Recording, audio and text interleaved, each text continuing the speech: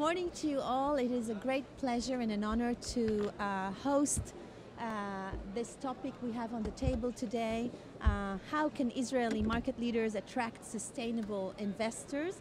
And we have the great benefit of hearing the perspectives of a group of fascinating professionals from around the world with us this morning. I'll introduce them first and then we can hop into the subject. So we have here Sasja Besilik, who was we already had the benefit of hearing this morning. Sasja is head of group sustainable finance at Nordea Bank. Ulrika Hasselgren. Morning, Ulrika. Ulrika is global head of responsible investment strategy and ESG integration at ISS. ISS is institutional shareholder services, so you provide services to a very diverse and large group of institutional investors. Shai Ingber. Shai, good morning, Shai. Shai represents the lenders on this panel. He's Assistant General Counsel of Opic Bank from the US. And we have Anette Andersson. Anette is an ESG specialist at SEB Investment Management. Thank you all very much for attending and for making all the way to come to Israel for this panel and for this very, very interesting convention. I'd like to start with my own perspective in this panel. I represent Hapoalim, and I thought of using Hapoalim as a test case, so to speak, as a kind of an example for the question on the table today, because we as a market leader in ESG activities, we at the bank have a very specific interest in the topic today. And preparing and in thinking about the questions for today, I thought of our own perspective, which I think represent those of many here that listen to us today. We are very proud in our commitment to social responsibility. We feel we're doing that for many, many years, and we have a long-term commitment to social causes, to values such as diversity, accessibility, inclusiveness. We promote small businesses, and we lead the local banking sector in our corporate donations. We're consistently achieving high scores in both local and international ESG ratings, and recently the bank has taken a further step. The senior management of the bank has established a new division which I lead. This division is focusing on promoting shared value growth approach with the bank stakeholders, but particularly we are focusing on developing and innovating within the bank, integrating ESG and social responsibility perspective into the way we actually do the business. So we're trying to really promote a new business culture within the bank, and we feel this is the next step of evolution in our CSR commitment. And I think what we are facing, or the main challenge we're facing in the international arena, is that the world of sustainable and impact investment is dynamic. It's changing all the time. There are all the time trends and new demands. And I think what used to be best practice, or if you felt a market leader for a time, you can easily lag behind if you don't follow up with the developments. So what we would like to hear from you today is, first of all, how can market leaders really keep up with the trends and maintain their leadership, as well as understanding how can Israeli companies shine and excel in the CSR global world. And maybe I'll start with you, Anette, and really thinking about this very last question, which is how can we keep up with the trends? And what do you think are the main, let's say, 3 factors to keep a global leader on the radar of sustainable investors in today's dynamic world?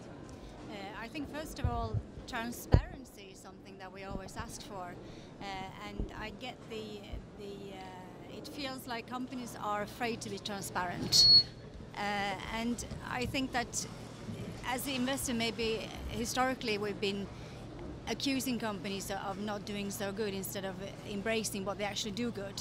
And I think that we as a financial industry are more and more accepting that everyone's on a journey and you have to start somewhere. And sustainability is such a huge topic, so it's really hard to embrace, and then you sort of like end up doing nothing. So I would say to any company that, first of all, do a materiality analysis. What is really important for your company or your sector? and focus on maybe 3 specific areas that you can actually work with instead of trying to tackle everything at once. And something that we really are doing in our part of the world, I mean both Sasja and I are coming from the Nordics, and even Ulrika, is that we to our clients when we invest is that we actually have to publicize the carbon footprint of our holdings. So we need companies to report their carbon footprint because if they don't, you know, all the numbers is going to be wrong. And we are working with, and I guess you are as well, trying to see our investments, how are they in line with the 2-degree target? Are they in line with the 2-degree target if we're going to meet these goals? And simply actually use the SDGs, Sustainable Development Goals. It's the world's business plan, basically. So if you can align your business with those goals, then you're on the right track. Sasja, is it true that the evolution goes today from the dichotomic differentiation between philanthropy on the one side and doing business on the other side into the integration that we're talking about? How to really make your business sustainable in the main core business? Yeah, I think that transformation has been going on for a number of years, and there is no business case anymore for any company that does not include the way how that company is managing environmental, social, sustainability issues. I a bit disagree with Anette on the Sustainable Development Goals. It's like swearing in a church when you talk on a corporate social responsibility conferences. I don't believe that companies should actually focus on SDGs for the moment. And the reason for that is because it's too big agenda, it's actually government's agenda, and I think from a business point of view, going back to what you said on previously, focusing on 2 to 3 key issues for a company to manage the risks and see how this actually fits into the business. When you look at the landscape, when you look at the landscape how it looks today, we talk about transparency. I think Israeli companies, and that goes along for many companies in many other parts of the world, are not as transparent as they could be. If you want our money, you want sustainable money, you have to give us information. I don't want to see one part of the orange. I want to see what I'm actually buying. And in most of the cases when we asked about this information, it's not sufficient, it's not validated, it's not comparable over time. So we have big difficulties to make these investment decisions despite the fact we have the money. So we have the money, we want to make the investment, but then when we sit down and start talking to companies, then we realize that there is so big gap on the information side that we cannot make that investment decisions. It's not about being shy, it's more about focusing on what is actually really the core element of your business when it comes to sustainability. And it has nothing to do with philanthropy. How much voluntary hours you give away, or how much communities you support, yeah, that's fine. But how do you actually manage the core thing in your business? Yeah. And do you feel that the transparency challenge is a management challenge, or is it any other challenge? Is it because it's not measured enough? Is it because it's not integrated enough? Is it because the company is not mature in its approach to the new trends? I think it depends from sector to sector, but I think the Israeli companies are following pretty much the Anglo-Saxon, I would call it American way of running the business, which is the management is running it from their own perspective, and I think transparency is quite limited. If you compare that to European companies, especially from the Nordics or even continental Europe, you would see big differences. And I think this is to disadvantage to Israeli companies, because Israeli companies, many of them are truly global. So they need to stop thinking about nationality. They need to start thinking about how they can actually sell their business globally. Yeah, so following not the Anglo-American model, but the Nordic model is your tip. Not necessarily Nordic model, but it could be Israeli model, but more transparent model. Yeah. Did you want to add? I can actually, one thing that I find is that traditionally corporations speak to the financial markets about financial numbers, not sustainability. And since the companies don't talk about sustainability with us, the market as a whole hasn't understood that this is really important. So, and the company says, well, we never get the questions from the financial market, so they don't care. So it's like a chicken and egg situation where, we need to talk about this. Yeah. Let me move forward to the story and telling your story, and I would like to ask you, Ulrika, about this. It's sometimes I think one of the challenges is translating your local challenges into a good international global story. And I think the narrative and how you tell your company story is a crucial factor in transmitting the information, in being transparent. What's your tip about a good story and how to work on it in the CSR world? Thank you. And I just wanted to comment, I want to talk about the storytelling, but I also want to see the whole orange, but I also want to eat it. And how do I eat it best than here? So that speaks in favor of, and I talked about this last year also, being on site, seeing for yourself, understanding what's in this orange. So that needs to be done. And with that, connecting that with the story, I think it's so crucial for any company, national, global, to own their sustainability agenda. And I'm saying this because it's so challenging to do that today, because the world is full of initiatives, definitions, and I also mentioned that last year the balagan is all over the world in the area of sustainable finance, investment, responsible investment, and it's crucial for companies when they make their narrative, when they tell their story, to understand who are they talking to, who is your audience. Is it a Nordic investor? Is it a Japanese investor? I mean, just one very clear difference between, let's say, Japan and Europe on sustainable responsible investment is that in Europe it's very much coming from a managing risk. So risk perspective, very clear, on different areas, different matters. You go to Japan and you talk about responsible investment, it's all about return on investment. So there's clear differences, and we need to understand the difference in order to understand the stories from companies, and then we can ask, from the investor perspective, we can ask the relevant questions, and the companies understand what these questions are, and then you can put together the meaningful story from the expertise of the companies.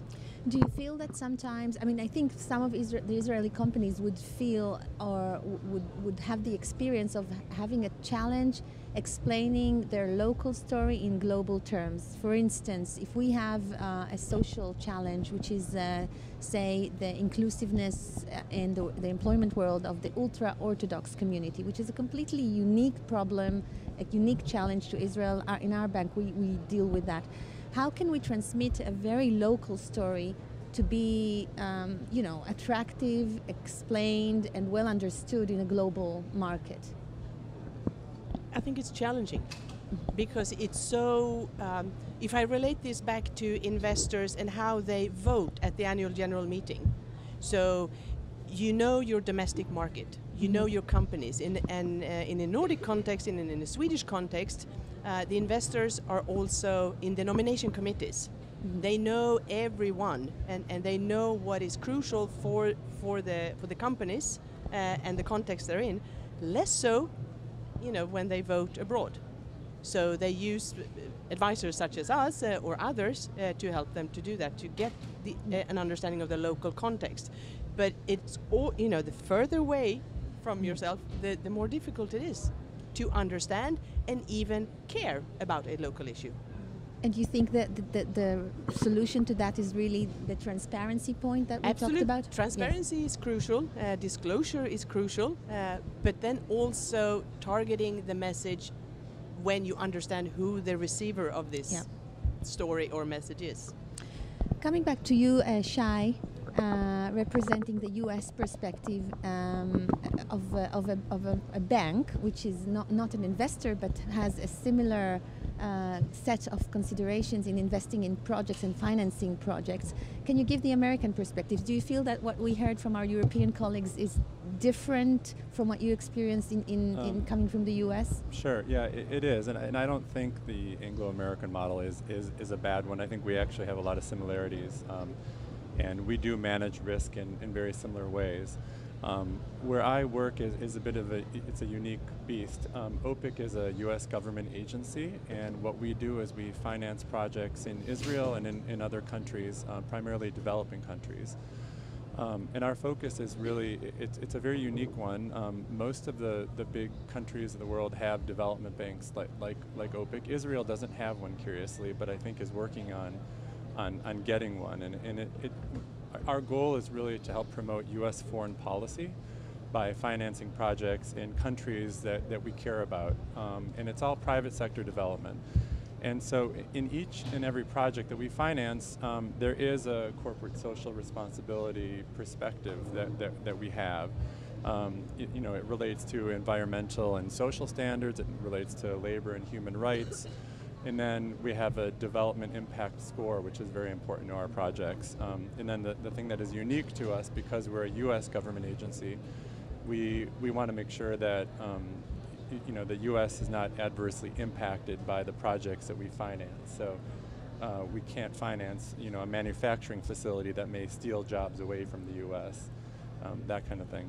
But in general, we will look at very similar kind of CSR type issues in every project that we finance.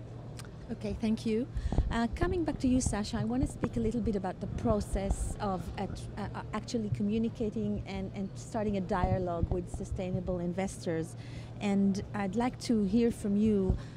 You've had a very unique approach, and you told us about it in the previous panel, of by really going on the scene and really closing the gap, so to speak, and trying to be on the scene. But not always that's possible.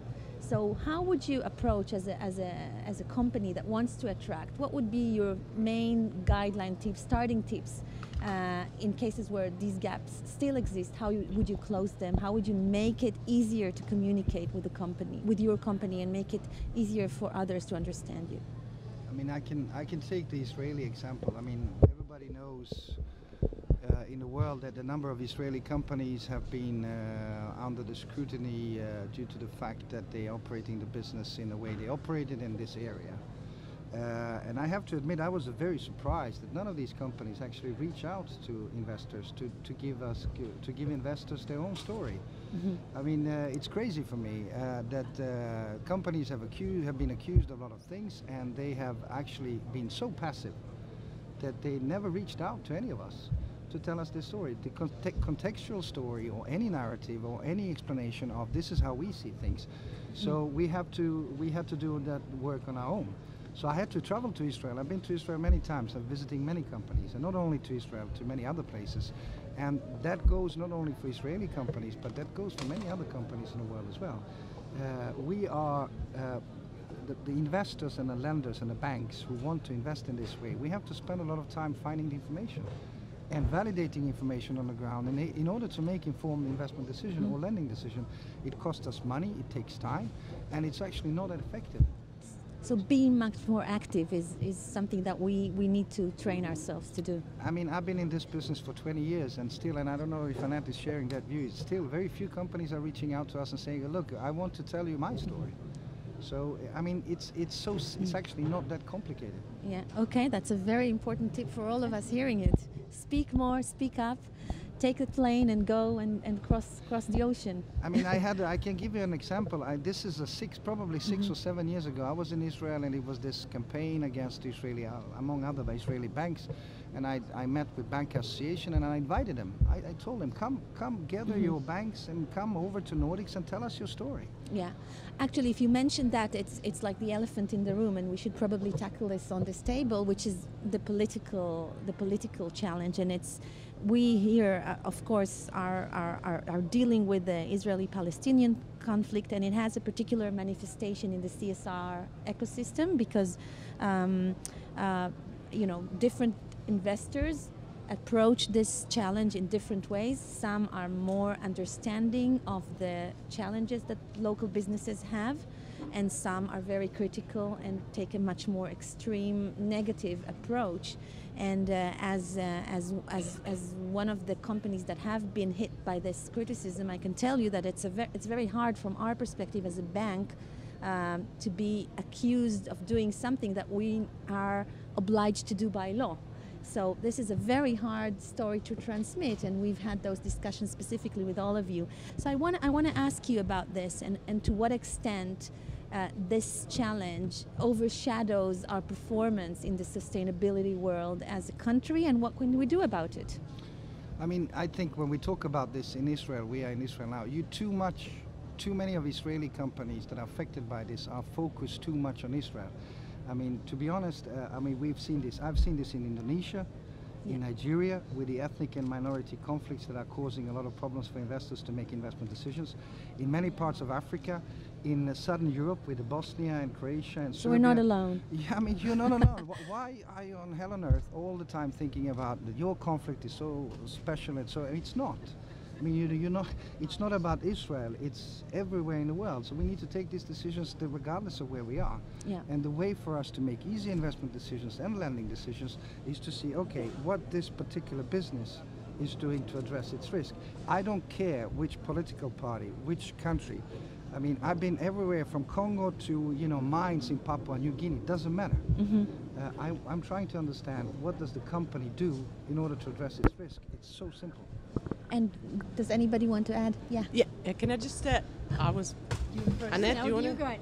No, I just want to add, because we're talking a lot about what the companies must do, but I think the investors equally must be clear on their story and where they're coming from and what they want. And we all talk about ESG. We all talk about sustainable investing. We all talk about responsible investment. But there's a range of crucial differences.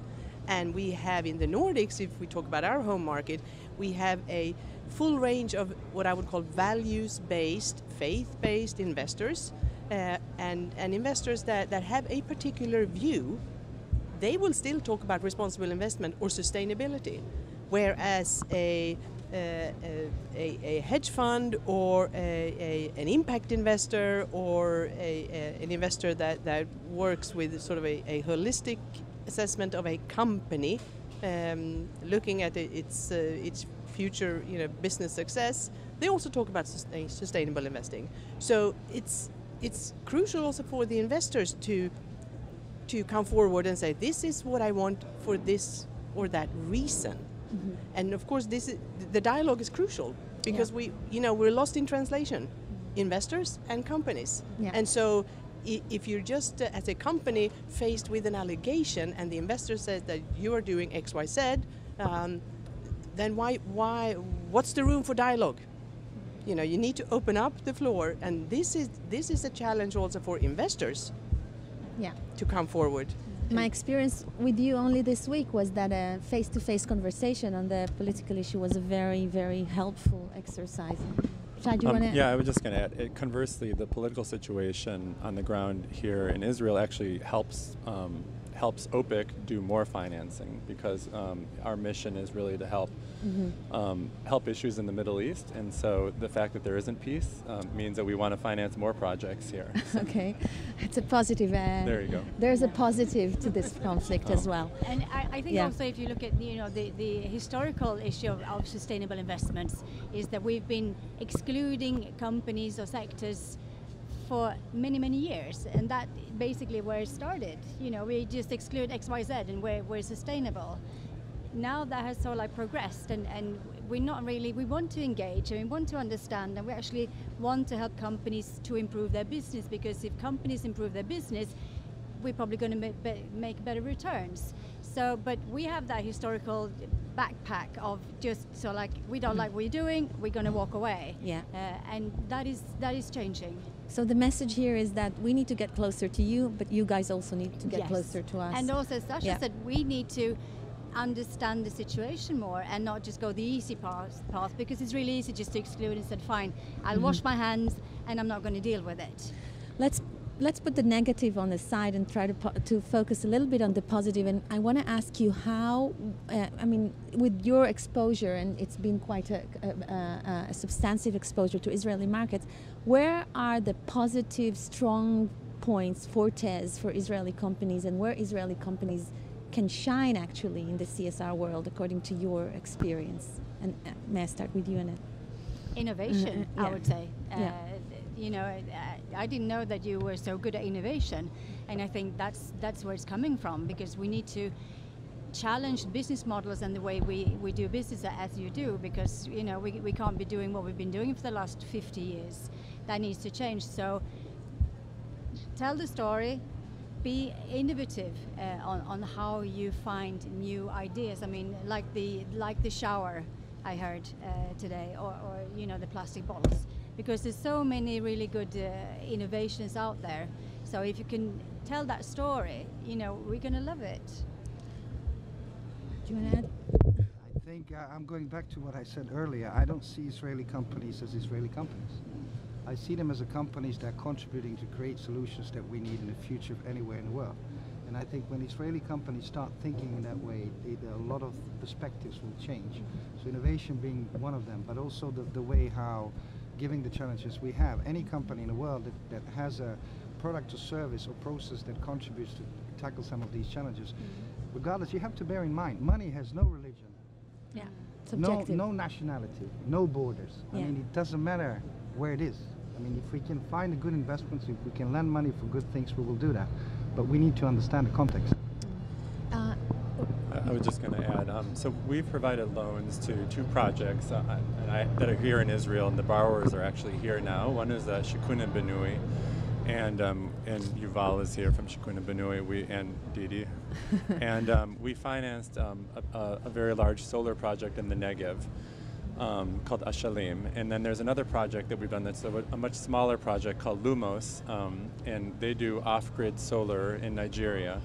And they're 2 really good examples of the kinds of projects that we finance. We have very rigorous corporate social responsibility requirements, and Lumos is a small company, and whether it's the fear of borrowing from the U.S. government and knowing that we can get a lot of information on them, or it was kind of a more positive spin, each of these 2 companies were able to meet our standards, which are very high and similar to the World Bank standard when it comes to workers' rights and human rights and social responsibility. So I think it's something that companies can absolutely do, and it is transparency, as we've all said, but it's also good relationships with your lenders or your investors, and I think that's a key part of all of this. And Sasja talked about how many times he's been here in Israel, and I think as a lender or an investor, that's a crucial component of all this. It is that human interaction between the lender and the investor and the company, because ultimately, it comes down to that relationship that you have with the investor and what they're willing to produce. Thank you. Moving to the area of corporate governance, Ulrika, if you can share with us some key trends on corporate governance, what are you looking at, and a little bit of some statistics on board composition, so some of our listeners can hear what we should aspire to. Sure. Can I just comment on the previous question? Sure, because I think from the 130 some companies on the Tel Aviv Stock Exchange, I think 60 companies report in English. Yeah. And of course we have a language issue, and for us as a data and research provider, we have Israeli analysts, so that helps us. But for the majority of investors outside of Israel who don't speak Hebrew, that is a challenge. Mm-hmm. So also in relation to what we talked about, innovation and impact, tell the story and make it short, but also provide the highlights in English, because that is a way to reach international investors. I think that for on the governance trends that we've seen in general, I think the key focus going into next season is the quality of boards. This is a top priority for many investors, and we do a lot of research on board quality. There is what are the features for a qualitative board? How do you look at? What do you look at specifically? What don't you look for? What do we look for? I should be short for the purpose of this discussion, but I'm happy to provide more information. But of course the structure of the board, the diversity of the board, the tenure of the board members, and the profile, and so all of those sort of traditional, but really for investors to understand who the quality of the boards, also in relation to environmental and social matters. So the corporate governance, I think, is a fundamental basis for investors to evaluate companies, and with a good board, a diverse board with the right skills and the composition, you can be able to assess how they also deal with other matters such as environmental and social matters. Another key trend and a focus for next year is, of course, remuneration, compensation. This is not a new, but it's very high on the agenda. And I also want to talk about, mention diversity as a top of the agenda for investors within the board, within the management, and in the company, as well as climate change, of course, being very high on the agenda. Okay. So just a few examples. Yeah. Annette, I have a question for you from a more like a cultural perspective. If you can explain our audience as well, what explains the fact that Nordic investors lead the CSR world and create such an important, influence and lead a lot of the new trends in this world? That's kind of a hard question, actually. I think we're a small country, about the same size as you, or slightly smaller, and I think collaboration, I would say. There's not one way to tackle this issue, if you want to call it issue, but we work together, competitors and also with our clients, to try and drive this agenda. I normally say that one of the biggest impact, I think, is the Church of Sweden, who's been pushing us as investors for forward, not just from the ethical point of view, but actually they want to make good with the money for the investments. So I think that's pushing us, and also that we engage together with companies. We meet companies together, and we share information. Right. And also I think that that's a good way, because companies can meet us in one meeting, and we all can have a discussion instead of a company having to meet 10 of us and having 10 different discussions, but it's still the same topic. So I think that's actually driving it. So we're sharing, without thinking about it, we're sharing best practice every day with each other and with the market and with the companies, because I think companies now are starting to realize that we know so much about what the competitors are doing, and we can share their stories as well to help them transform, because we can say, okay, company A address this issue this way, maybe you could do that too. So I think that's why we are so ahead. So collaboration. So if we want to create a similar ecosystem here in Israel, you would say such conferences and collaboration between the market players is key. Yeah. Yeah, but Sasja. I think there are additional features in the Nordic societies that are related to issues like business ethics,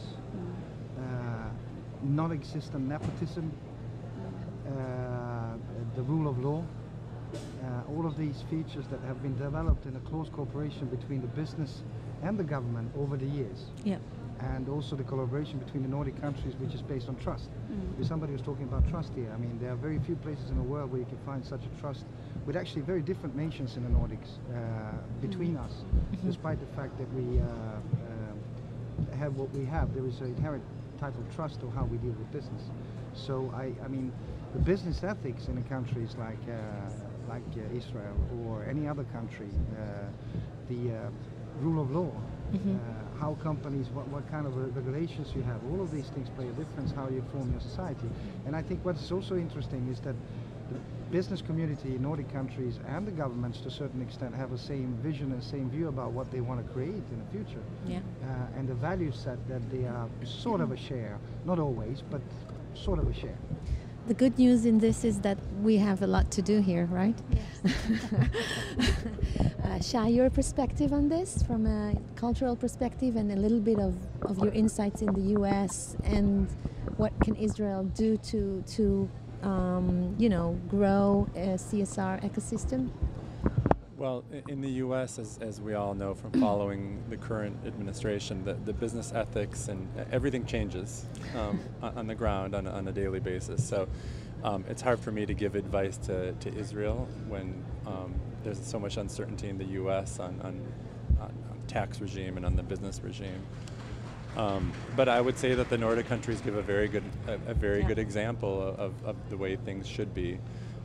One thing that Opic tries to do is we co-finance a lot of projects with other development banks and other multilateral institutions. And one of the interesting things when we do that, right now I have a project in Senegal that we're co-financing with EKF, which is the Danish development bank.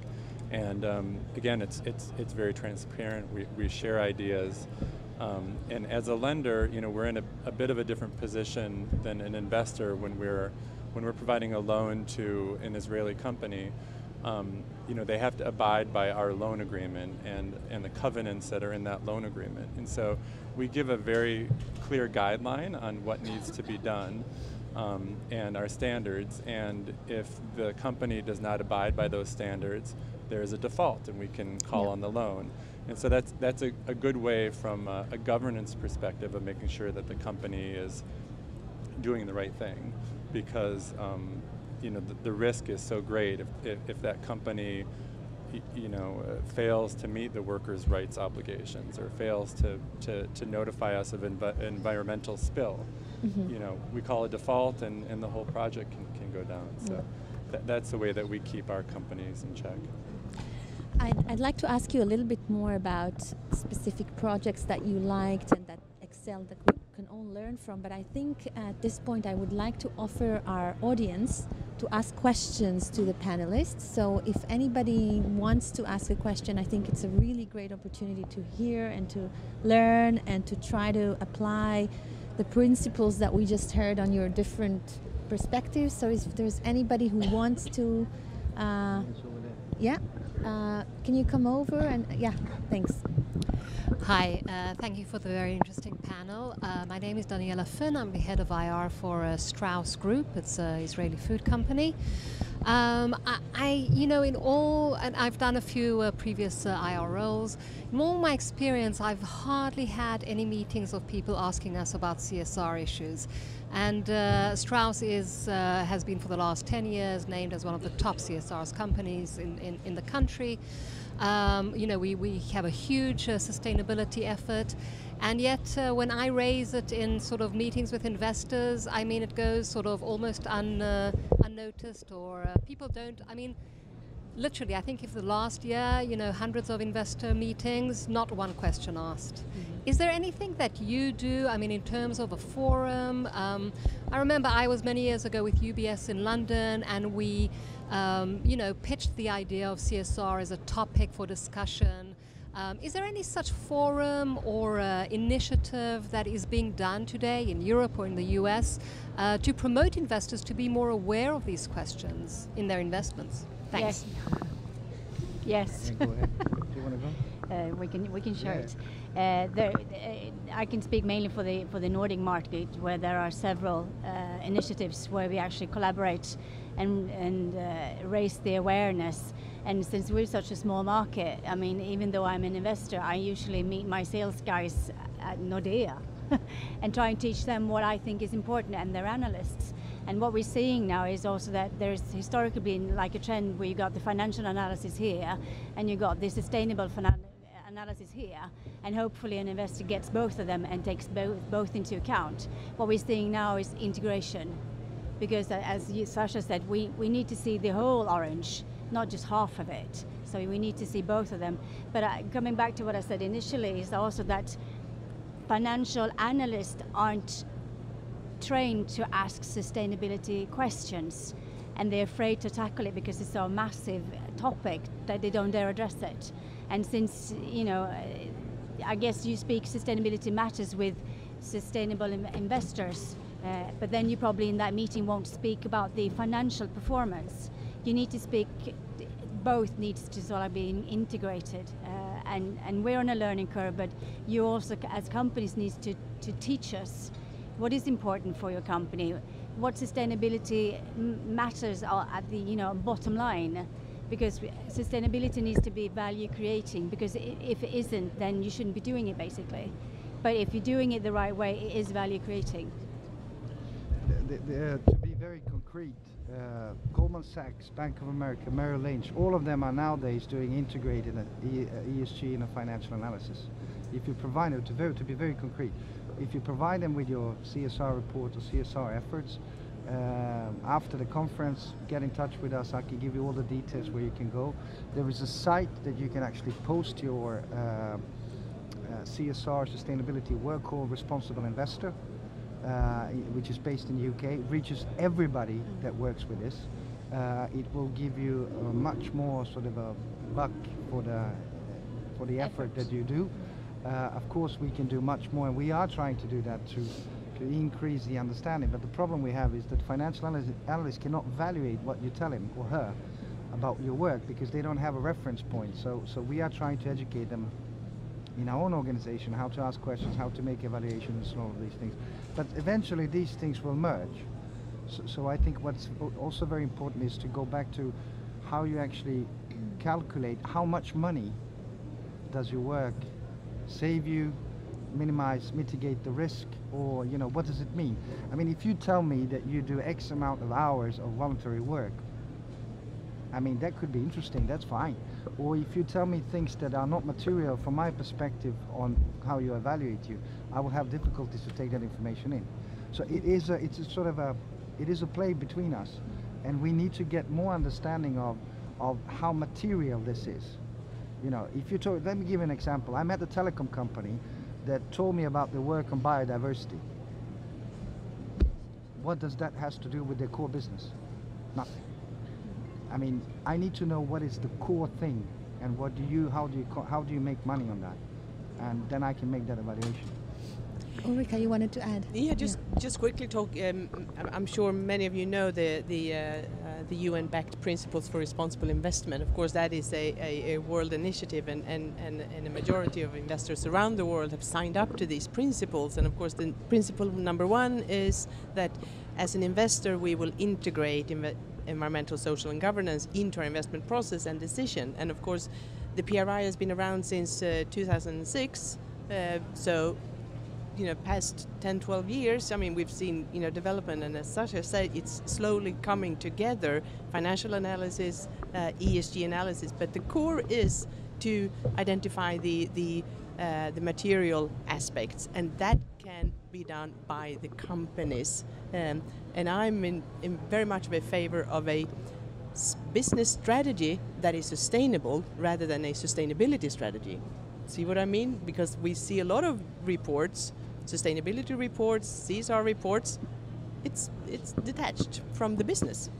So companies need to bring it into their business, the core of their business, and investors need to understand what is core to the investment in terms of sustainability matters. Any other question? Yes, David. Hi. First of all, thank you very much, everybody, for sharing. I'm David Andersson from Andersson Investments. We're the controlling owner of Bank Hapoalim and Shikunabinuin and others. For us, doing good is good business. It's inherent within everything that we do. And I connect to everything that you talked about in terms of standards. We work with all of our companies on creating those standards and sustainability reports and all that. But I'm actually a little bit more interested on hearing if you have any type of prioritization in terms of segments, in terms of industries that you feel are extremely important for the world's current needs that you're looking to finance. Yeah, we do. Food, medicine, transport, energy, and money. Water? That goes into some kind of also food and medicine, sort of interrelated. Okay. And for us, it's food security, power, and infrastructure. Similar. So everything you need to sustain. In the various segments, and when we look in the various segments, there are various issues we're looking at. So it's not one size fits all. We don't look, I mean, each sector has its own special things that we're looking for. So when we look at the sustainability report, people think that, we read all of these things and then we make kind of a subjective. No. We are looking at we have for each sector materiality things. It's like a blueprint. So we're looking for the validated information on 3 to 4 things for each sector and each company. And then we evaluate that information, we'll put that into a context of the sector and also seeing it on an absolute and relative level to make a decision. And then we make a deep dive and look at the other things as well. So is it more financial driven or more sector driven? I think it's actually a combination of things, yeah. Yeah, go ahead. Please introduce yourself. Yeah. Hi, my name is Sigal. A question, do you pay any attention to a younger project or startups, or do you only focus on later stage mature companies? And if at all, what kind of? Since we both represent quite big banks, yours is a lot larger than the one I work for. Yes, we do look at startups and entrepreneurs. However, though, I mean, I'm representing the investment side, and there's law restrictions on how much money we can put into these really young upstarts. We have other parts of the bank who works with venture capitals and private equity. So we do. Yeah, we do. I'm representing both investments and lending side. So I mean, we do on the investment side, we do only listed equity, I mean, across the world. But on the lending side, we do a lot of startup investments, yes, and basically many different parts of the world. And we do both as well. It's a little harder for us to invest in startups because it is U.S. government money, and so we don't want to take the risks that some of those startups have. But Lumos is a very good example of a smaller company that we invested in, and we provided a loan to. And the reason why, from an environmental perspective, it was so great is that in Nigeria, where again Lumos is an Israeli company, but they've invested in these off-grid solar projects in Nigeria, and in off-grid, the way that most Nigerians get their power is through diesel. And through their off-grid solar, they've been able to eliminate all the dirty diesel that's used. So that was a good example of why we would have provided a loan to a company that was a little smaller and a little bit riskier. I want to add another perspective to the discussion. We have the benefit of having the ISA represented here, the Israeli Securities Authority, and I want to ask you, what's the role of regulators you think should be in the CSR world and in promoting more activities and more development in this area? And I think I'd like Can I add a question? Yeah, sure. Hi, I'm Eli from the ISA. I also wanted to ask, do you think that public companies in Israel should give the investors as a mandatory demand integrated report or ESG report besides the financial report? So you can combine the two questions. I mean, a general question is that, I mean, in Europe, as we know, you have the EU directive, so that's coming into force now next year, and that asks all larger companies, more than 500 in staff or in million euros, to report on material, environmental, social matters. So given that this is happening in Europe, of course it will have traction around the world. So whether it should be soft law or regulation, that is something to be discussed. But I think that the trend, of course, is for increased disclosure on material matters that is defined by the companies. Mm-hmm. I mean, still the EU directive is very much flexible in that it asks the companies to identify and report on the relevant matters. Any company in the world that provides the information that is easily understandable, it's comparable, anywhere, is the winning in the future. So that's the answer to the question. So if this is developed in the US or in the European Union or in China, or it doesn't matter where, if standardization is making it easier for companies operating here to scale up globally, yeah, I will do it tomorrow. So you would give the regulators a role here in mandating yes. this. And you mentioned that financial investors need to be educated. could that be done also through regulation? Because this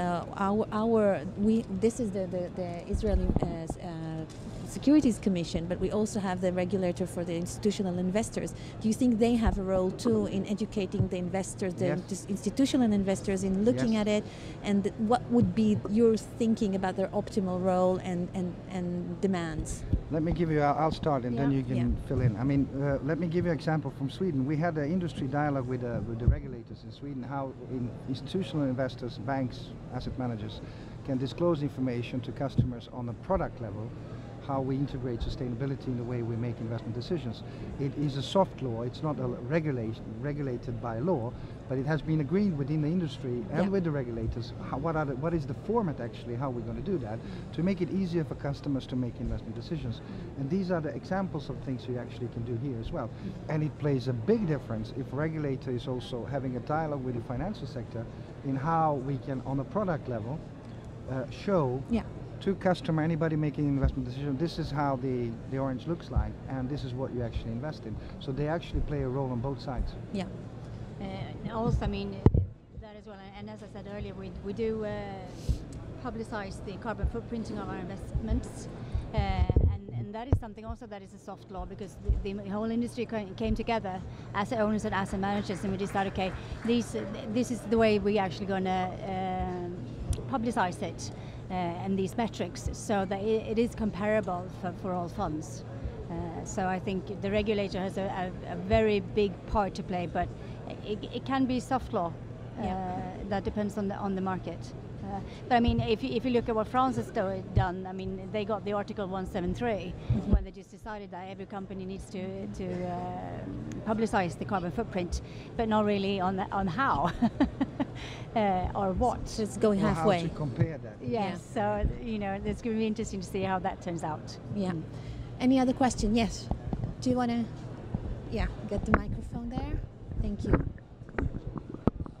I'm Yuval Saragusti from Negev Energy. I'm one of the boards of Opic. My question is more to the European and Americans. I mean, I understand and I know. I mean, from the federal side. I mean, federal institutions favor sustainability, and you get benefit. Let's say the borrower get the benefit from it. My question is how the commercial banks, both in Europe and the United States, address this issue, and what is the benefit also, because of course the borrower is looking also for from the financial benefit of it. I can start there actually. Whenever we get contacted by clients, about 80% of all client requests has sustainability criteria. So if we want to stay relevant to our clients, we need to integrate sustainability in how we do our business, because otherwise we're going to lose business to Nordea. Let's be very precise. I think the question you're asking is this is commercially interesting? Do we make money of this? Yeah. But just to make it very simple for you, we have done a backtracking of our performance of our investment funds, and we looked at the funds that we invested in the companies. It's very simple game. The good companies, the best companies are A-rated, the worst are C-rated. Over the five-year period, the A-rated companies outperformed the C with 42% financially. Does that give you an answer? Yeah. Yes, David. We talked a lot about the institutions and how they drive standards within the organizations in terms of managing reporting and all that. I'd like to know if you guys have any shared knowledge, interest in co-investing with family office, with private family investors that have same shared values, that want to drive sustainability, that want to do good in the world, and literally the only way that we can achieve these goals are at times co-investing in some of these large impact. So we are somewhat co-invested together, but not the same way that I would, because obviously you guys invested within our operating company, but the family office is a whole different channel of which a lot of wealth in the world is managed and invested. So I'd like to know how the institutions could play with family office here. Yeah, well, when we do our analysis, we look at the companies because the companies are ultimately the beneficiary of the U.S. taxpayer money. But that being said, the ethos of the company is generally the ethos of the shareholders.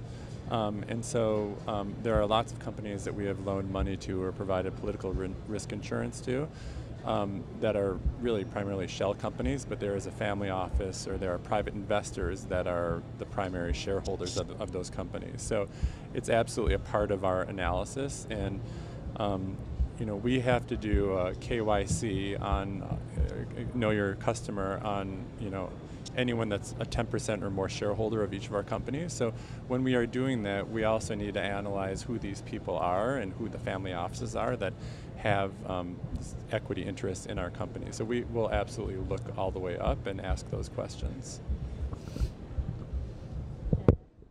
Representing the asset management side, we have all sorts of clients, and there is a negotiation, obviously, of how do you want us to manage your money.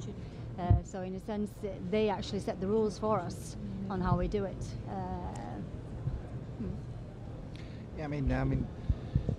It's not a question if we cooperate. It's what are we going to invest in? How, there are a lot of questions around that, and we do that.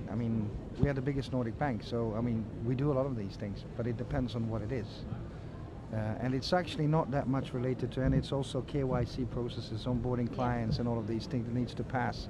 The regulation is quite strict, so it's depending on political affiliations, all of these different things that you need to pass. But in general, there is no obstruction of doing that. Any other questions from the audience? Okay, so what have we learned this morning? We've learned that, first of all, materiality is the key. It has to be integrated into the core business. Second, that we need more dialogue on both sides. We need to get closer to each other. We need to get our story together. We shouldn't be defensive. We should reach out to each other, you guys to us, and we to you. We learned that politics is actually not so special for Israel. It exists anywhere around the world. We shouldn't be afraid, and we shouldn't think we're victims.